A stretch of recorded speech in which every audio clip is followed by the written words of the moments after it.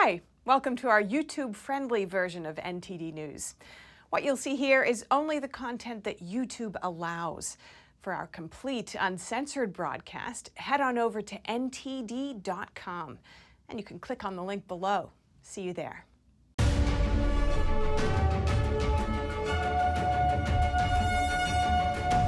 Former President Trump was in Washington, D.C. for his third arraignment this afternoon. NTD's Iris Tao was in front of the courthouse following the event, and she's joining us live now. Iris, give us a recap of what happened today. Sure, good evening, Steph. So today, former President Trump was arraigned at this federal courthouse in Washington, D.C. right behind me. And the whole arraignment lasted for about half an hour, during which he pleaded not guilty to all 4 criminal charges related to his dispute of the 2020 election results. And Trump said right after the arraignment today that this is political persecution. And during the arraignment, one of his spokespersons came out of the courthouse to tell us that this is election interference targeting one of the leading 2024 presidential candidates. And we also know that inside the courtroom today, the Justice Department and Jack Smith, the special counsel, were also there, during which they insisted that they wanted a speedy trial. But Trump's lawyers instead said that they wanted more time because there was a lot of evidence to go through and they needed more time to ensure that this is a fair and just trial. And today I talked to the Epoch Times reporter Jackson Richmond, who was inside the courthouse today. Let's take a listen. There's going to be a hearing on August 28th in front of Judge Tanya Chutkan, who has been known to be very tough on the January 6th defendants, even going above what prosecutors have called for in sentencing. So regarding what's next, the next hearing date has been set for August 28th, but Trump does not have to appear for that one.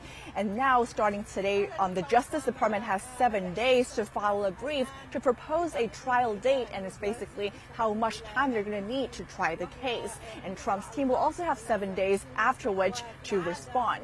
And also, Trump was released today without any travel restrictions, but there was a term that would require him to not discuss the case with any potential witnesses unless it's through attorneys.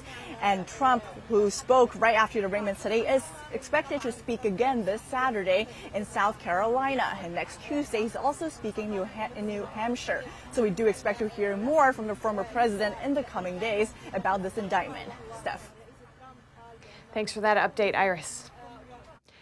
And right after his appearance at the courthouse, former President Trump gave a brief speech calling today a, quote, very sad day for America, and the indictment a political persecution. Here are his remarks in full. This is a very sad day for America, and it was also very sad driving through Washington, D.C. and seeing the filth and the decay and all of the broken buildings and walls and the graffiti. This is not the place that I left. It's a very sad thing to see it. When you look at what's happening, this is a persecution of a political opponent. This was never supposed to happen in America. This is the persecution of the person that's leading by very, very substantial numbers in the Republican primary and leading Biden by a lot. So if you can't beat him, you persecute him or you prosecute him. We can't let this happen in America. Thank you very much. And joining me now is our legal correspondent, Arlene Richards, with a recap of the indictment. Arlene, what kind of picture does this indictment paint of the former president's actions? Thank you, Steph. Yes, the indictment does seem to paint a picture of a former president who was determined to maintain power. And he wanted to maintain power by telling lies. According to the indictment, he lied repeatedly about the election, claiming that there was election fraud when he had been told a number of times by several officials within his own cabinet, as well as state officials, that there was no fraud and that the election was fair. He continued to repeatedly say this, and ultimately his goal was to overturn the votes. He wanted to have the votes changed from Biden to Trump. And according to the indictment, this was what he did throughout 2020, leading up to January 6th, and ultimately this resulted in the breach on the Capitol. Now, there isn't a separate claim of a breach on the Capitol. There actually is a separate claim that he used the breach, or he exploited the breach after it happened, and that after it happened, he used the breach to continually pressure officials to overturn the election. And all of this was done in an effort to basically take away the rights of the American people to a democracy. Right, so one of the defenses Trump's attorney has raised is the protections of the First Amendment. How does he think this will defend against allegations that Trump repeatedly lied?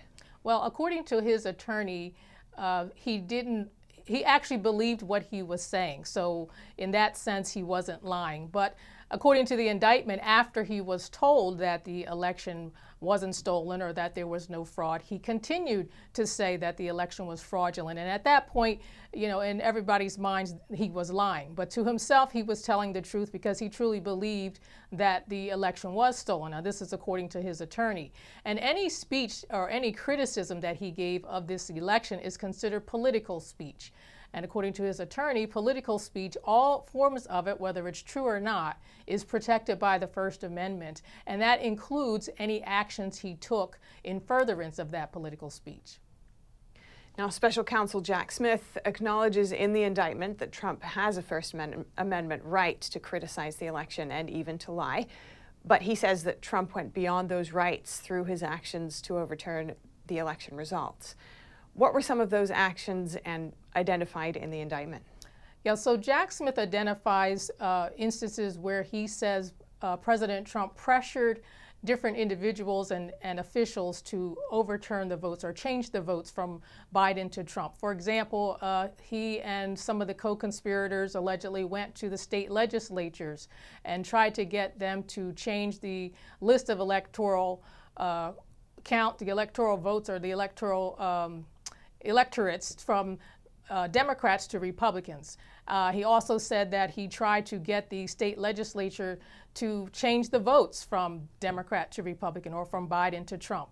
He says he tried to pressure the DOJ to say that there was fraud in the election, even though there wasn't, and that he tried to pressure Mike Pence, the vice president who served as the president of the Senate, tried to pressure him to change the votes at the time of the proceeding. Now, all of this also centers around a lot of the indictment talks about fake electors. It details a conspiracy initiated by one of the co-conspirator attorneys to have several of these Republican electors send in a separate certified elector or certification of them being the rightful electors. So what happened was the state sent in certifications for Democrat electors. And only one did they send, one slate of electors.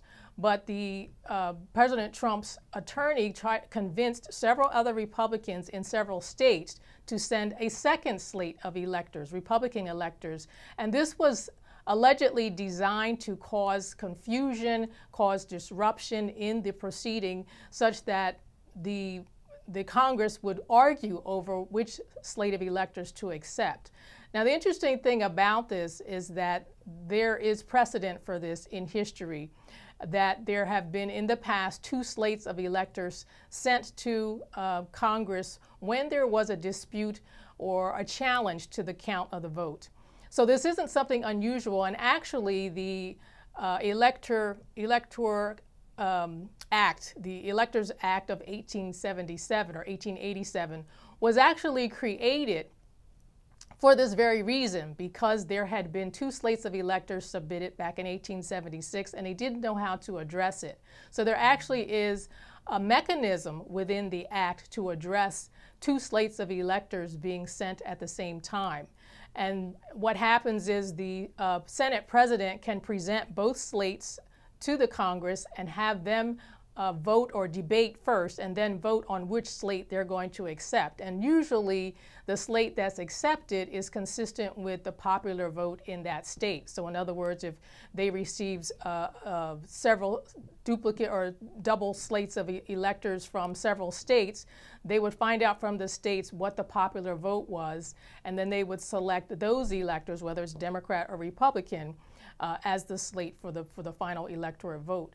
And what the indictment is saying is that that wasn't the intent of what happened here. They didn't intend for this to be held in place while a challenge was resolved. They intended for this to actually disrupt the entire proceeding, delay it, and give them time to take other measures to possibly overturn the election. And this is where they are alleging that they tried to influence Vice President Mike Pence to actually accept the second slate and submit it to Congress. So, you know, there are a lot of different things that the indictment and Jack Smith say that former President Trump and his co-conspirators did, and which they say is not really speech.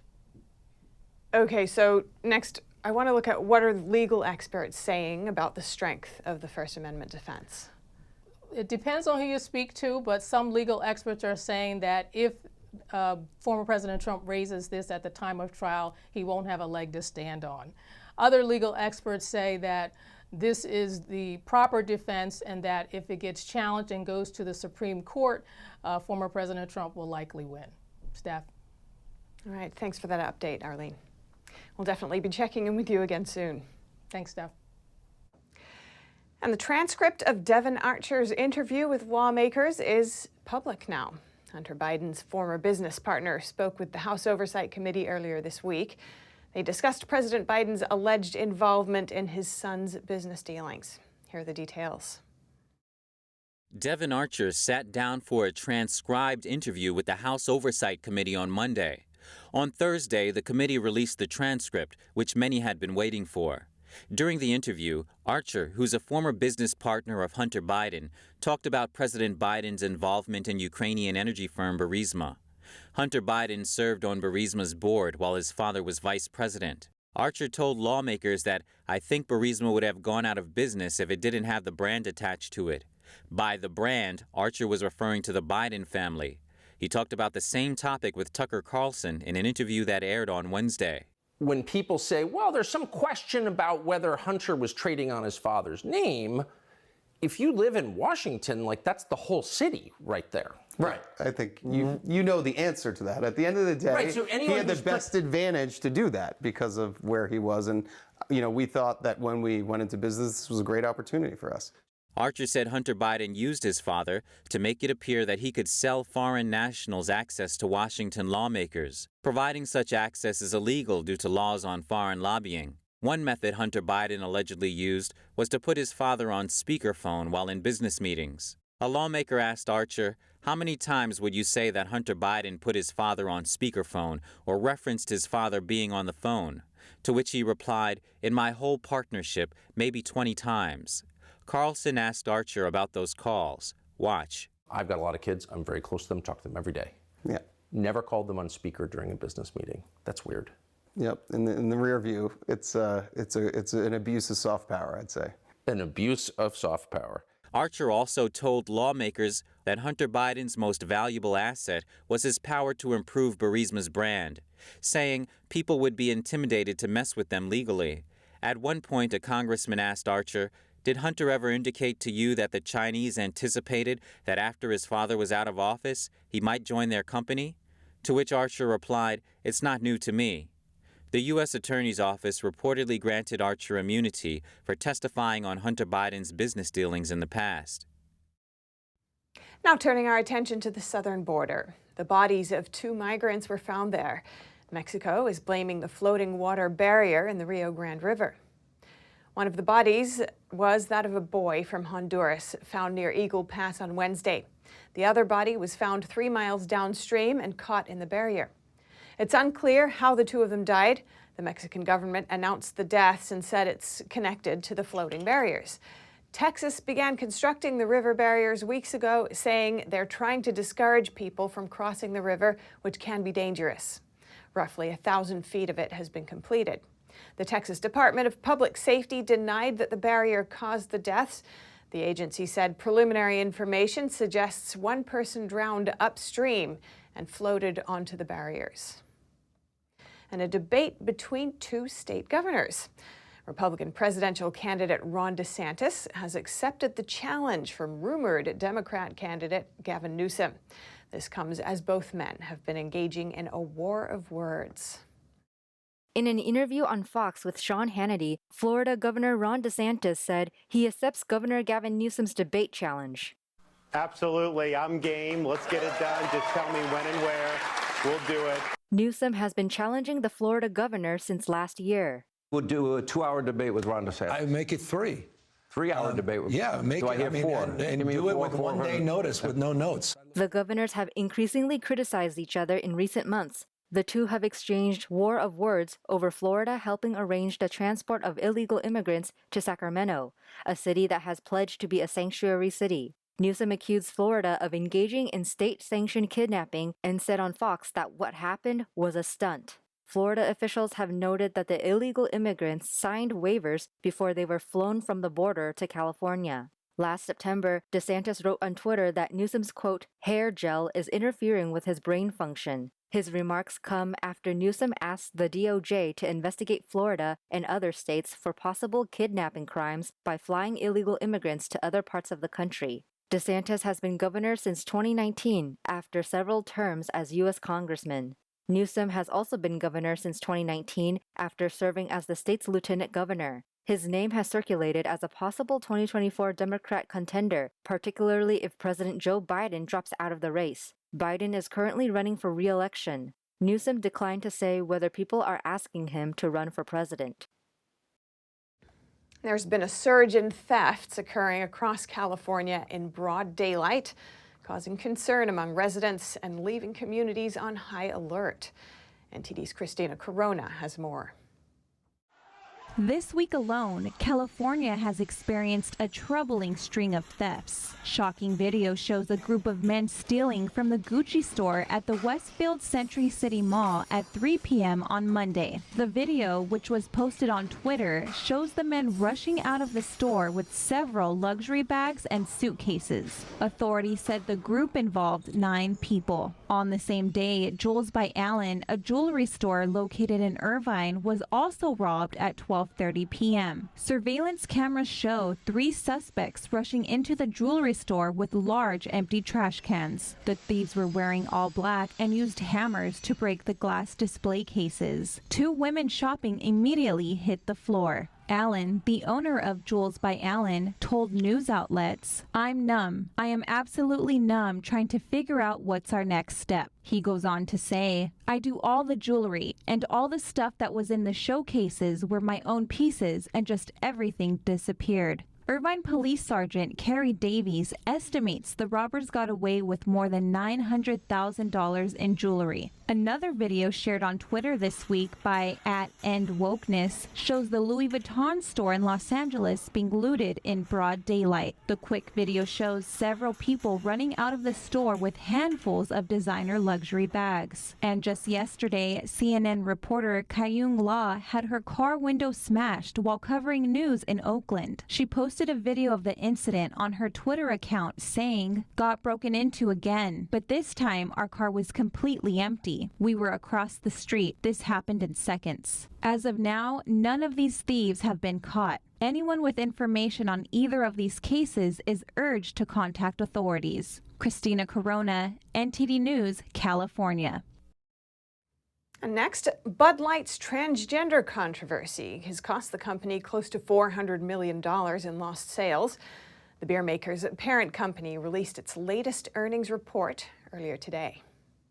The world's largest brewer, AB InBev, confirmed in its earnings report Thursday that Bud Light's controversy hurt the company's second quarter performance. AB InBev's U.S. revenue plunged by 10.5% compared to last year, primarily due to the volume decline of Bud Light. Overall, revenue in North America declined by $395 million during the 3-month period compared to the same time a year ago. In April, Bud Light's marketing partnered with Dylan Mulvaney, a transgender social media influencer. The ensuing backlash led to a successful boycott campaign. It dethroned Bud Light as America's best-selling beer of more than 2 decades.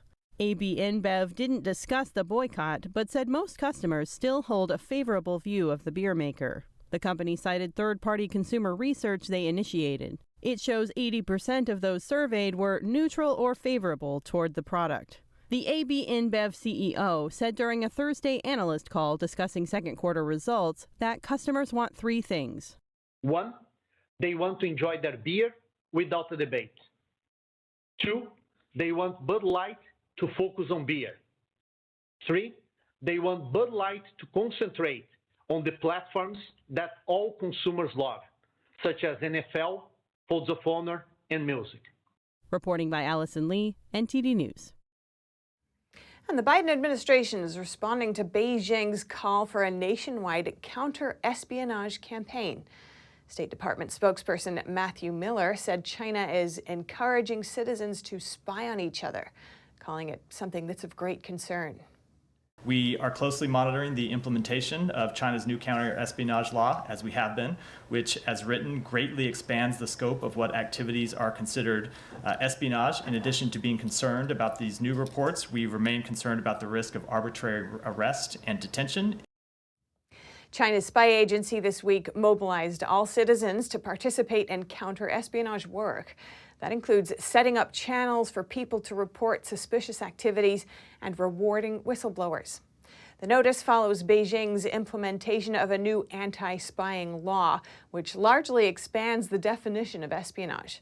The State Department issued an updated advisory last month warning U.S. citizens to reconsider traveling to mainland China due to the risk of wrongful detention. Miller said Secretary of State Antony Blinken had raised the issue during his meetings with Chinese officials. And authorities have indicted 2 U.S. Navy sailors on charges related to espionage for China. They allegedly provided sensitive information about the U.S. Navy and military to the communist regime in exchange for bribes. 2 U.S. Navy sailors have been arrested on charges related to national security and tied to China. The FBI arrested 26-year-old petty officer Wen-Heng Zhao, also known as Thomas Zhao, from Monterey Park on Wednesday. He worked at Naval Base Ventura County. He is charged with conspiracy and receipt of a bribe by a foreign official. The charges demonstrate the PRC's determination to obtain information that is critical to our national defense by any means, so it could be used to their advantage. The alleged conduct also represents a violation of the solemn obligation of members of our military to defend our country, to safeguard our secrets, and to protect their fellow service members. The indictment alleges that Zhao received bribes from a Chinese intelligence officer in exchange for disclosing non-public, sensitive U.S. military information. In addition, we charge that Mr. Zhao took photographs of electrical diagrams and blueprints for a radar system located at a U.S. military base in Okinawa, Japan. We also allege that Mr. Zhao transmitted to the intelligence officer working for the People's Republic of China details about the Navy's operational security, including photographs and videos of the interior of naval bases located at Ventura and at San Clemente Island, which is the Navy's only live-fire facility used for testing military equipment and operations. In exchange for the information Zhao provided, he was paid about $14,800. This reportedly began in August 2021 and continued through at least May 2023. If he is convicted, Zhao would face up to 20 years in federal prison. And in a separate case, 22-year-old U.S. Navy sailor Jin Chao Wei, or Patrick Wei, was also arrested Wednesday for espionage charges. He was stationed at Naval Base San Diego. According to our indictment, Wei provided China with photographs of military hardware, including guns, vehicles, and planes. He delivered information about U.S. Marines involved in an upcoming international maritime warfare exercise, and he sold scores of technical and mechanical manuals related to the operation and power structures of amphibious assault ships. Some of the manuals contained information deemed quote-unquote critical technology by the U.S. Navy. In both cases, the Chinese intelligence officer directed the Navy sailors to hide their conspiracy and destroy evidence of the schemes. And the IRS is going digital in 2025. Now, taxpayers will be able to submit more correspondence online and be able to e-file 20 additional tax forms. For further analysis, NTD Business's Don Ma speaks to an expert in everything tax-related. And now joining me is Dan Geltrude, America's accountant. So the IRS allowing all digital submissions for 2024. Maybe just start off, tell us, what does that mean? Well, the genesis of this is from the Inflation Reduction Act. There was $80 billion worth of funding going into the IRS. Now, the IRS is taking a portion of those funds in an attempt to modernize their operations.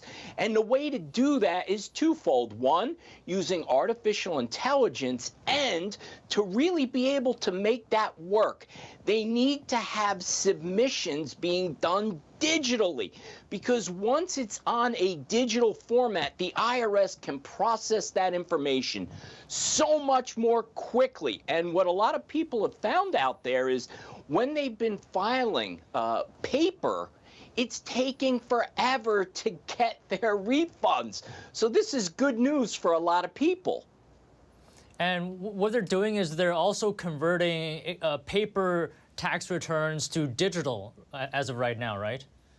Yeah, they are. They're going to go through a process of all the historical data that they have on record, converting that over to a digital format. Now, why would they do that? Well, at times, the IRS, believe it or not, cannot find paper. So now this is going to give them the ability, particularly when it comes to audits, to be able to go back and historically look at tax returns very quickly to look at trends and other things that may seem suspicious. And I want to focus on your point that this is a good thing for taxpayers. Maybe with some examples, how is this a good thing? Well, primarily, and I deal with the IRS all the time, it takes forever to get inquiries responded to. So as far as the IRS providing service to taxpayers, specifically with the speed in which refunds can now be done, is going to be an advantage for everyone. So you get a notice, it takes a long time to correspond with the IRS. That time should be cut down significantly, as well as refunds. But remember, Dom, there's another side to this. If you want to hear more. I mean, what is it? What is it? Tell us. The other side to this is what everyone fears, the IRS's ability to do more audits. What I believe is going to happen here is the IRS is going to digital format, as well as using artificial intelligence. They're going to be able to shift their personnel away from those, shall we say, lower level tasks of inputting information to now be able to focus in on the audit process. So how it all comes together here, the IRS gets everything digitized. They have all the historical information digitized. They use AI to sort through all that, and then they start targeting people for audits. So that's the other side of the scale here. There's some good and there's some not so good news for taxpayers. All right, thank you so much, America's Accountant. Great speaking to you. Thank you. There currently aren't enough teachers to teach America's children. One estimate says there are 36,000 vacancies across the country. One potential solution, fast-track teacher training programs. But is that enough? NTD's Colin Frederickson has more. An estimated 36,000 teaching positions in the U.S. are not filled. The alarming shortage is impacting children's education. When class sizes are much larger, when you have 30 plus, maybe even 40 students in a classroom, it's very difficult for students to get the individual attention that they need. Educator Brian Stewart says not having enough teachers may mean a lower quality of education for students. It's important for teachers to give students individual attention. This critical teacher deficit has given rise to fast-track teacher credentialing companies. Becoming a teacher normally takes 4 years or more, but these fast-track companies can produce a teacher in 1 year. Stewart has no problem with fast-track teaching training programs. As long as the quality of instruction is there, they can be a great addition to other classroom teachers, and they're getting their education through alternative pathways, through years of experience in the private sector, military, other areas, so that they bring that to the table. One of the most prominent companies providing these services is iTeach. We provide an online teacher credentialing option that is low cost, it's accessible, and it's streamlined. iTeach President Andrew Roselle says iTeach has certified over 21,000 teachers over the past 2 decades. He says the teacher shortage is more significant than it seems because he sees fewer people wanting to become teachers, more retirements, and larger classrooms. Some critics say that fast-track teacher training isn't as thorough as a 4-year degree, but Roselle says that iTeach takes rigor and quality very seriously. iTeach has been accredited by the Council for the Accreditation of Educator Preparation, or CAPE. CAPE is an independent organization that evaluates educator preparation programs and provides assurance that graduates are well prepared to teach. Yes, we have a faster track process, but we feel that it's efficient. We have pared down the core training that's needed for teachers to be successful and then deliver that in a model that accrediting bodies have seen to be the same rigor. States are trying to deal with the teacher shortage in other ways as well. About a dozen have either relaxed credentialing standards or are considering it. California eliminated 2 qualification exams. Arizona allowed substitute teachers to become full-time teachers, and Oklahoma removed the requirement to take a general education exam. Colin Fredrickson, NTD News. And the use of deep fakes is skyrocketing, and it can ruin victims' lives. It only takes criminals a few hours to create a fake image of someone, but the outcome can be devastating. Here are the latest numbers. Deepfakes are hyper-realistic fake images created using artificial intelligence, or AI. The technology gives cyber-villains an edge in the crime world. A company called SumSub recently found that between 2022 and the first quarter of this year, deepfake use in fraud catapulted 1,200% in the U.S. alone. Michael Roberts, a professional investigator, told the Epoch Times, "I believe the #1 incentive for cybercriminals to commit cybercrime is law enforcement and their inability to keep up." He said legal systems in the Western world are overwhelmed by online fraud cases. There are various ways of using deepfakes for fraud. One is voice cloning, where criminals recreate someone's voice. They then call that person's relatives, sounding distress and saying they've been kidnapped, asking the relative to pay money so they can be freed. Deepfakes are also used for blackmail, where criminals create a video of the victim in an embarrassing situation. They then demand a ransom, threatening to distribute the fake to the victim's coworkers, boss, family, and friends. And to create these realistic fakes, criminals only need to access material like photos, audio, and video. Roberts says if someone gets into your private photos in your iCloud, that gives all the sampling, all the technology to make hyper-realistic fakes. He added that deepfakes might even affect the upcoming presidential election due to fake videos of candidates. And now for your sports news, here's NTD's Dave Martin with an update on former NFL great Tom Brady. That's right, Steph. Former NFL great Tom Brady is looking to follow in the footsteps of Ryan Reynolds now, purchasing a minority ownership stake in the English soccer club Birmingham City. Brady, who made the announcement via social media, admits he doesn't know much about the sport, but feels he can still contribute. I know success starts with the work put in when the world isn't watching. I know that a team is nothing without the city that shows up and stands behind them. Most importantly, I know I like being the underdog.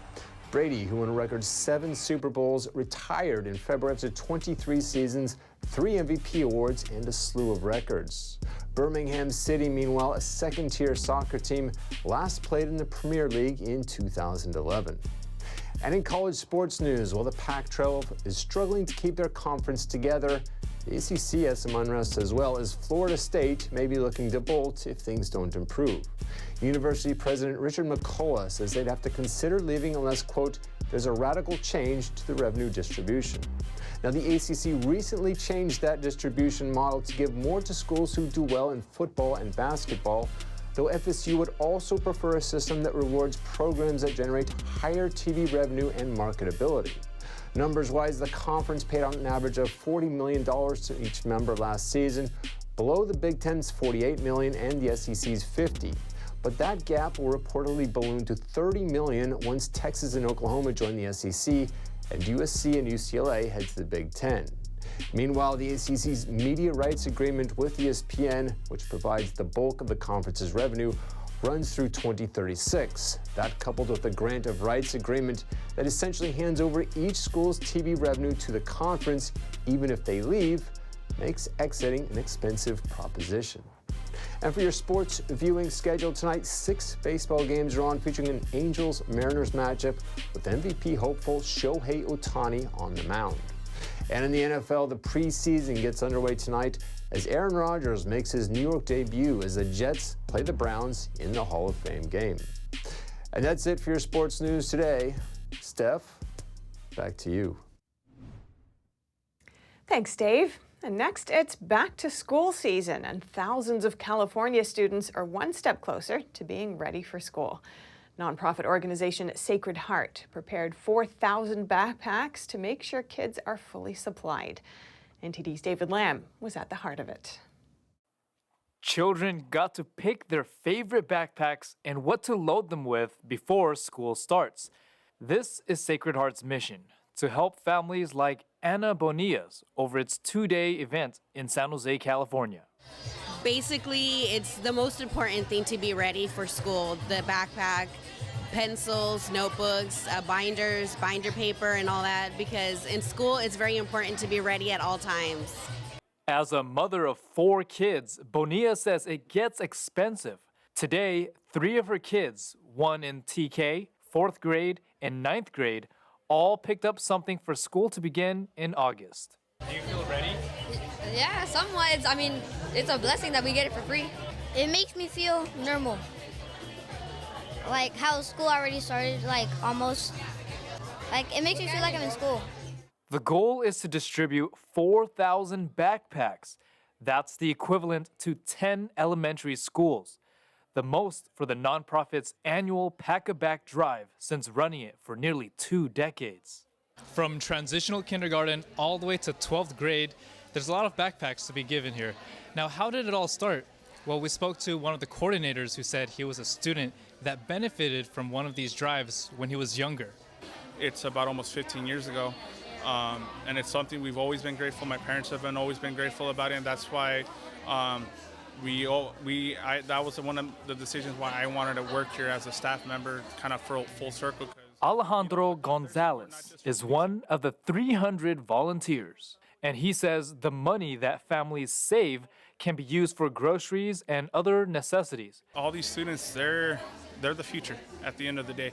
They're the ones who will be leading us here on out. In San Jose, California, David Lamb, NTD News. And that's all for today's news. Thanks for tuning in. I'm Stephanie Cox. Good night.